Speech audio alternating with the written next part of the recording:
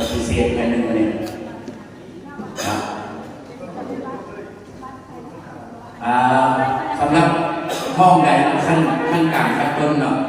ทางใดที่จะเป็นสมาชิกสามุเนาะแม่นให้เส้นแห้งไปนึงมันจะมีใบเส้นเนาะเพราะว่าข้าพเจ้าจะได้รายงานไปเนาะเกี่ยวกับการปาฐกถาวันซ้ำทั้งสาวกบรรสุประเทศลาวเนาะครบรอบ71 ปีเนาะอันปาฐกถาในวันจันทร์ก็คือเลขเลย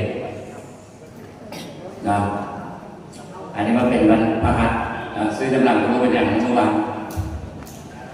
เราจะเข้าพิธีนำสักชีให้นักร้องเสียงดีของขั้นต้นขั้นกลางนะเดี๋ยวเปิดเพลงจะเพลง2 เพลงนะเพื่อขายความพรไปเลยนะจะพิเศษแค่นึงวันนี้นะสำหรับห้องใดขั้นกลางขั้นต้นเนาะทางใดที่จะเป็นสมาชิกสามุเนาะแม่นให้เส้นแห้งไปนึงมันจะมีใบเส้นเนาะเพราะว่าข้าพเจ้าจะได้รายงานไปเนาะเกี่ยวกับการปาฐกถาวันซ้ำทั้งสาวกบรรสุประเทศลาวเนาะครบรอบ71 ปีเนาะอันปาฐกถาในวันจันทร์ก็คือเลขเลย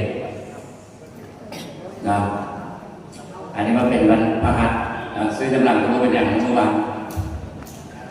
เราจะเข้าพิธีนำสักชีให้นักร้องเสียงดีของขั้นต้นขั้นกลางนะเดี๋ยวเปิดเพลงจะเพลง2 เพลงนะเพื่อขายความพรไปเลย